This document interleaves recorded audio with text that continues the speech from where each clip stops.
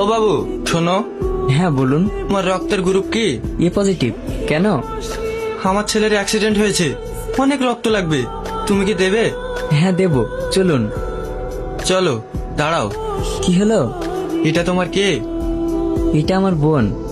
আচ্ছা, তুমি রক্ত দিতে কত টাকা নেবে?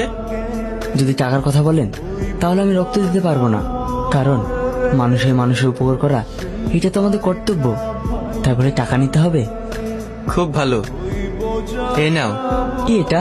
এটা হচ্ছে 1 কোটি টাকার চেক, যেটা তোমার। মানে বুঝলাম না। জানো, আমার অনেক টাকা আছে, কিন্তু এই দুনিয়ায় আমার আপন বলতে কেউ নেই। আর আমার এমন একটা রোগ আছে যেটা কখনো ভালো হবে না। সেজন্য আমি ভালো মানুষদের মন পরীক্ষা করে 1 কোটি টাকা করে দিচ্ছি। এই নাও।